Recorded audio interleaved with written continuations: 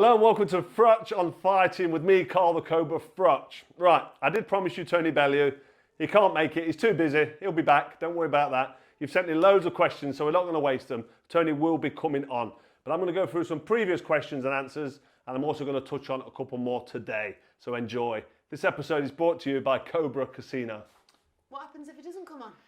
If he don't come on, he's going to be getting an extra beating if we do end up fighting. But I don't think he'll take that challenge. Right, Rach, what you got for me? So what did you make of Tony Bellew's comments saying he would fight you for the right money and that he would stop you? Are we going straight in with a bomber? I'll just give the bomber a bit of stick there. Did he say that? If he'd fight me, he'd stop me? He said Listen, that. nobody stops the Cobra. I've been put down twice in my whole career. Froch is hurt! Right hand! And Froch! That is Froch. He's struggling with the range of his... I've got off the canvas both times to win. Punches! And it's over! I'm going back to England, Mum! And I'm keeping my title! He's taken another one and another, and Howard Foster has stopped it! Nobody stops me. You know that as well as I do, and everybody else knows it. Listen, Tony Bellew saying he'll stop me is backing himself. I'd back myself. Would I say I'd stop him? I'm not so sure I'd stop him. He's a big lump. He's bigger than me, heavier than me. But every single time me and Tony Bellew sparred, I was always giving away 2 stone in weight. I was walking around at my weight, 12 stone 2, 12 stone 3, 172 pounds-ish. Tony Bellew would come in the ring, probably about 14 stone. He was a light heavyweight, but he was a big lump. Don't forget he used to fight as a heavyweight, as an amateur. And he was down at light heavyweight, bordering on the line for cruiserweight when he was sparring me. Now, giving away that kind of weight advantage in sparring is quite a big disadvantage or an advantage for Tony Bellew. So if we did fight, which in all honesty, I don't think we're going to, we're both mates. But like he said, if it makes money, it makes sense. I'm not so sure about that. I think, Rachel, I don't think you want me to fight you. Is this a joke though? This is obviously a joke, isn't it? It's a bit of a joke, but listen, when 2 men start giving each other a bit of stink, and then if some broadcasters get involved and start getting excited, then if offers start coming in... You know my opinion on this. I don't like it. Yeah, I know you don't like it. What I'm saying is, if we was to have an exhibition, we'll put some 16-ounce, 18-ounce gloves on. We won't wear head guards. Head guards are no good for... We'll do that one before. Head guards are good. Head guards are good. No head guards. Oh, head guards actually is scientifically proven to mean you take more punches, so you get more. That's why they stopped the head guards in amateur boxing. Look it up. They did a study. But anyway, if me and Tony Bellew fought, I honestly think that I'd be the victor. I just think that I keep myself in great shape. We'd have to get Tony down to a certain weight, but to be honest, I wouldn't want him getting off too much weight because then the more weight he loses, the faster he'll become. And speed generates a bit of power and timing. So I don't mind if he gets in the ring looking like Mr. Blobby. I'm confident I would do the job. I'm not saying he looks like Mr. Blobby. I'm not disrespecting him. I'm just saying I'm in great shape. I'm in the gym. Don't you stop laughing? You're putting me off. So I just feel that, listen, I'd be successful in that fight, I really do. Whether it be 10 2-minute rounds or 6 3-minute rounds or whatever, I just think I'd do the job. Actually, talking about having a fight, what have you, tell everyone what you've done to your head there. Oh, there, yeah. I've had a fight, actually, in the paddock. With who? With the tree. I was quite right. Listen, my chainsaw ran out of petrol. So my chainsaw went just halfway through this branch. But I've got this new, What were you wearing shine. when you were using the chainsaw? Well, I wasn't wearing a head guard, was I? I had protective gloves, protective goggles, all the usual equipment. No top? No, I had a top one, lumberjack top, open. No. So anyway, this branch was halfway through, so I bent the branch away from it, and I was hacking away with it with this new tool I've got, chopping away. It's like a mini axe. And just as I was getting through to the final bit, getting ready for it to spring and hit me, Rachel, you actually rung me on the... No, sorry, my fault. Rachel phoned me up to say, what time are you coming in for dinner? And yeah, I'm like distracted with my phone, looking at this branch, and I give it one more whack while I'm thinking about the phone. It went through, sprung off, and hit me in the head. I give it a little duck, still got the reflexes. It would have been right in my face, but that was a bit sore actually. But yeah, I'm all right now, so don't panic. So at the moment, who is your favourite fighter to watch currently? So your current favourite fighter? I like watching Ben Whittaker, the surgeon. Good fighter. Light heavyweight. He's now turned professional, unbeaten, and he's just exciting. He reminds me of Prince Nassim Hamed. I reckon this style in the way he moves and the showboating, the showmanship. I just really enjoy watching him fight. He's a prospect. I do think he'll be able to do things at world level. He'll have to tidy himself up a little bit. He'll have to probably calm the showboating down. Because if you've got your arms down and you're sticking your chin in the air and you're doing fancy footwork, one, it's hard to sustain for 12 rounds, and two, you leave yourself open. So if you're doing that in range against top quality fighters and leaving your chin out to dry and then letting shots whiz past your chin, eventually some of these top fighters, they'll get you, but he'll learn that as he develops. But yeah, I'm excited about watching the surgeon Ben Whittaker, and I also love watching Alexander Usyk. Usyk's always a fantastic watch. I mean, he beat Tony Bellew at cruiserweight. Everyone can remember that one. Great fight. Tony did himself proud actually in that one. He was in the fight, but bottom line is Usyk wiped him out, and then stepped up to heavyweight. And he didn't have many fights. He had 2 or 3 fights at heavyweight before he took on Anthony Joshua, and he beat him easily, conclusively beat him twice, not once but twice. And now he's ready to fight Tyson Fury, which we're waiting for. And I'm always fascinated when Alexander Usyk gets in the ring. Although he is a big cruiserweight now, so he's grown into the heavyweight division. He's still not a natural heavyweight for me. It was just a fantastic cruiserweight, unified, undisputed cruiserweight champion. Stepping up to heavyweight, you don't really expect them to be able to take on the big lumps. And you just feel that at any stage, if he gets hit with a big shot, it could be all over for him. But he just evades the shots like the Matrix. He slips and slides, moves off in different angles, gets his jab going. He doesn't stop. He's always feinting or throwing the jab. He's always moving. He's just a box of tricks. I love watching him fight. So yeah, there's my 2. How do you cope and carry on if you think you're seriously hurting someone and the referee isn't stopping it? Has that ever crossed your mind, or has it ever happened?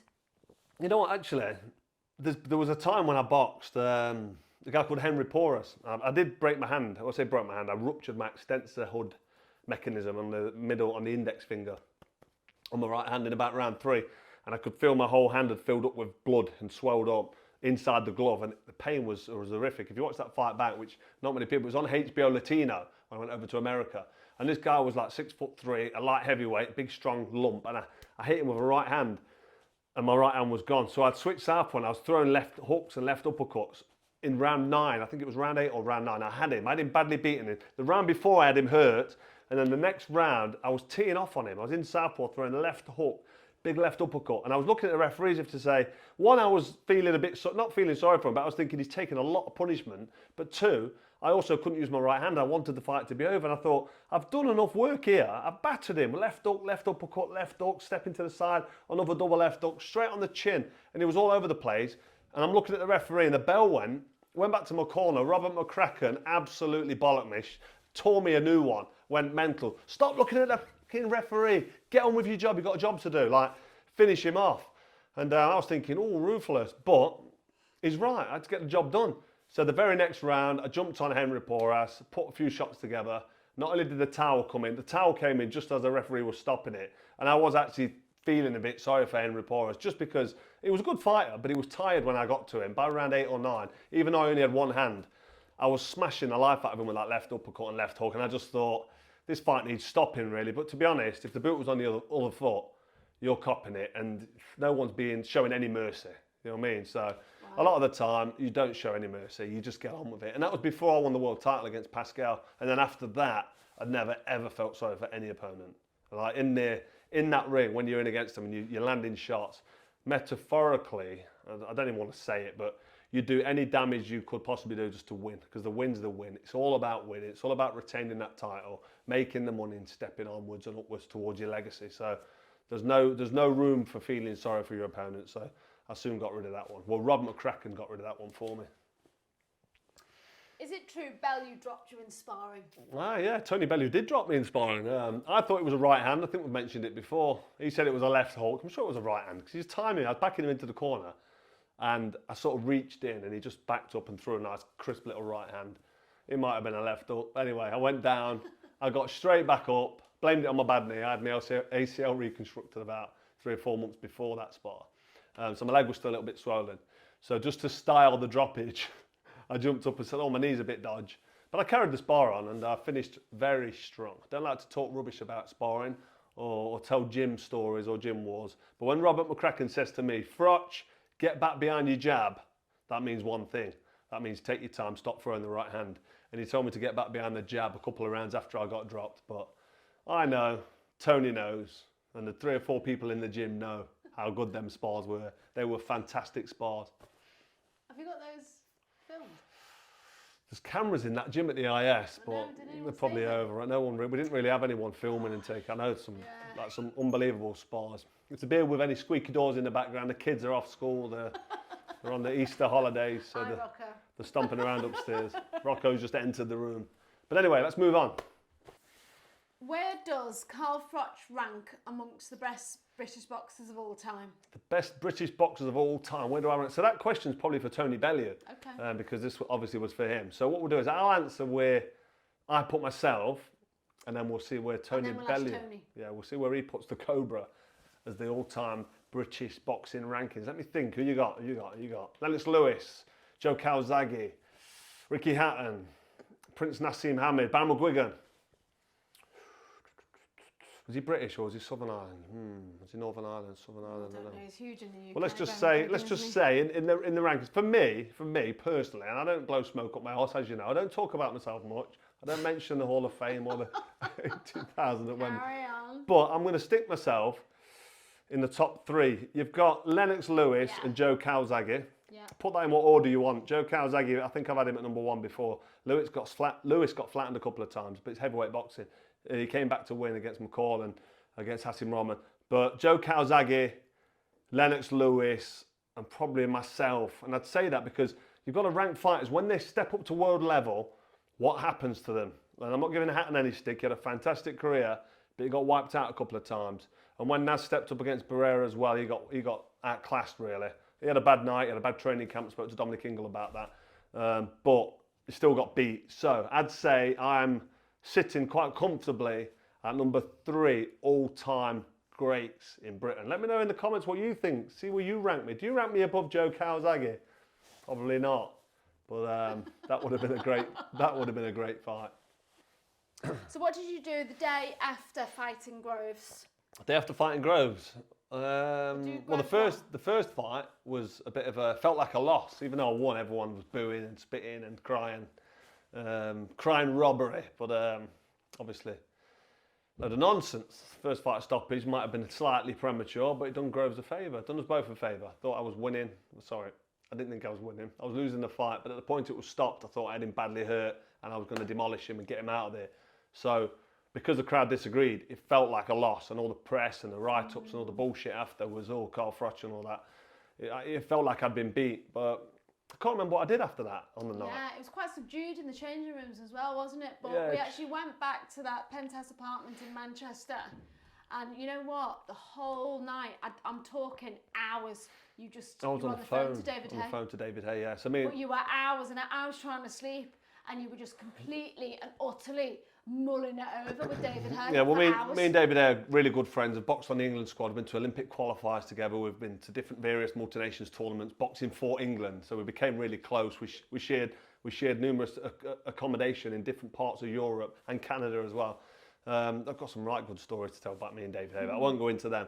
But I was talking to the Haymaker after the fight because we was having like a real deep, heartfelt mano a mano type conversation, and David was saying what went wrong and how I took him lightly and how He'll tell Groves is a you good how it is, fighter. Yeah, definitely. David always tells me how it is. He don't bullshit me or beat around. He just told me direct, and yeah, we had a good chat. So I came off the conversation feeling good about myself, but understanding what went wrong on the build-up, which me and Robert McCracken knew anyway, and you knew. He was doing a poxy dancing show with my wife. You enjoyed that, didn't you? No. But yeah, it wasn't the best preparation on the build-up to that first fight, but I got it right in the second one. So anyway, after that, was in the hotel or the penthouse, wherever it was. We was in an apartment one way. In Manchester. So I'm on the phone for hours to David. I think then I can remember sitting there with a big plate of sandwiches and just eating these sandwiches all night. Me, you, and your sister Jen. No, that wasn't that nice. No. Was that the second? That was the second fight. Well, the second Groves There fight was for a me. time where we were just in the hotel room and you'd finished and it was proper, it was a big, big high, and it was just me, you and my sister Jen, and we just ordered in room service and we must have chatted for hours. Yeah, just I with can't remember. sandwiches and chatting I away. can't remember. All I know is we had an apartment somewhere in London. I So can't this remember is the exactly where it was. It was near second Wembley. Groves Nice apartment at Wembley. And I went back to the apartment after going to the Hilton. I think it was the Hilton, Wembley. And everyone was upstairs, pissed, smashed out their brains, doing what they do. And I was having none of that. I was thinking, I've got a headache, I can't be arsed. I didn't take much punishment in the rematch, but I was getting a lot of attention. I just thought, I can't be arsed, I want to go back. I've got a bit of a headache. I think I had a pint of Guinness and it gave me a headache straight away. But my brother was there. He's now 8 years sober, but he was smashed out his brains, hammering it, doing all that shit people do. And it was with actually someone who, it was with a, I don't even want to say it. Do I say it? Do I not say it? There was an England international footballer with him, having a good time. Far too good time to say that the World Cup was happening in a couple of weeks. But anyway, I couldn't be arsed. I went back to the apartment. My brother came with me, and one of my old friends came with me as well. And we jumped. I just said, look, I can't be arsed. I can't sleep. I'm full of adrenaline. I've just knocked out George Groves in front of 80,000 at Wembley Stadium. I want to hit the road and go home, back to Nottingham. So we got one of the original G-Wagons, the G63, which was actually a 6.3 litre engine, as like no turbo, just direct. I think it was a naturally aspirated engine back then. So the new ones are 4 litre bi-turbos. Oh, you had Cobra on the side? Yeah, it was all sign written up, and it looked good. But it was on the motorway about 6, 7 in the morning. It was light, and we had a convoy behind us because it said Team Froch and a big Cobra logo. My brother was behind the wheel, sober, never went above 70 mile an hour, and the convoy behind us was approaching, cameras hanging out the window, flashing, Froch, Cobra, Wembley, all this. And Lee was like waiting, and then Bosch dropped it down to third gear, foot on the floor, burn! And the G-Wagons were monster of cars then, the older one. I mean, the new ones are fast, but the old style one.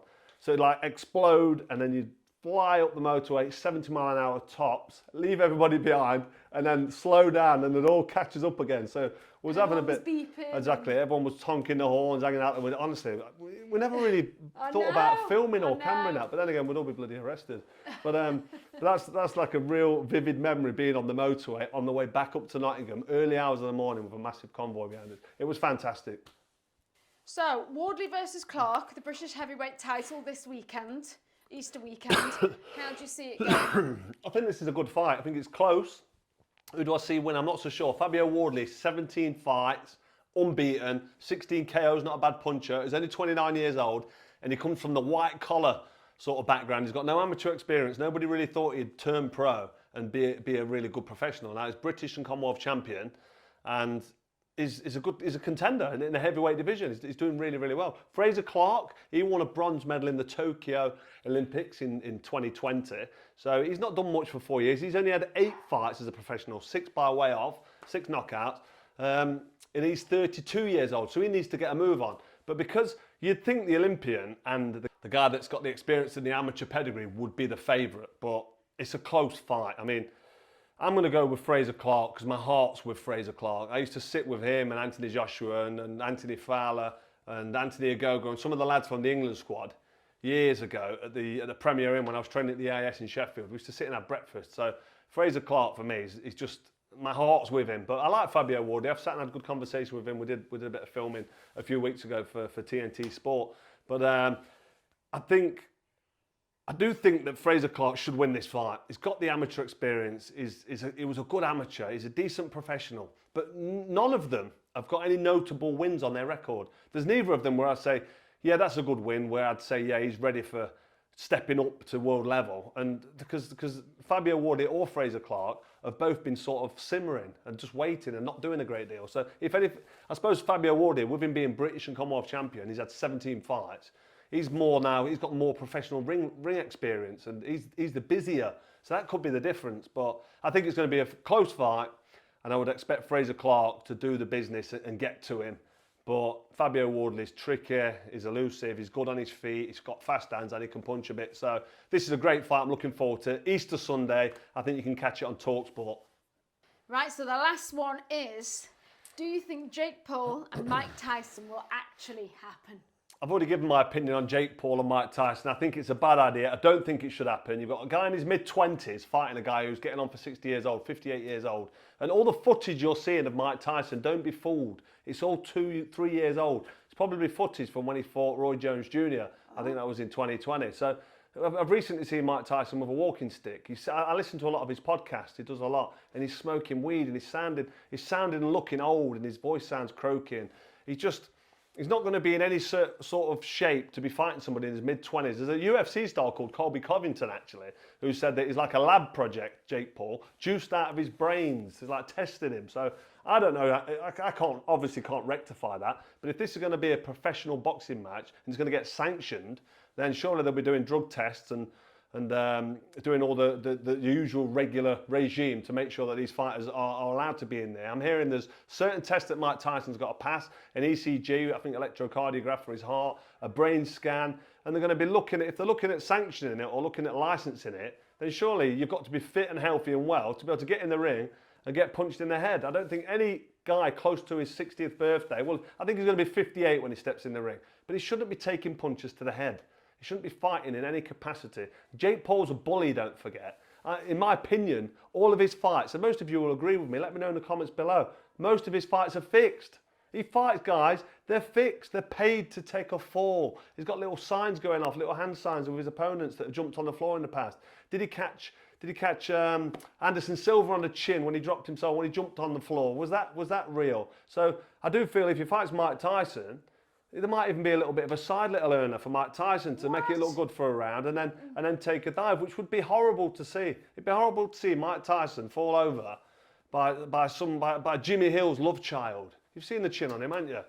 Jake Paul. He needs his head punching in off Mike Tyson in the first 20, 30 seconds, or Mike Tyson's got no chance. He might have a go early doors, but as soon as he runs out of steam, Jake Paul's going to bully him. But like I said, I think it's a fix anyway. I don't think it should be happening. I've already voiced my opinion. Jake Paul's a disgrace.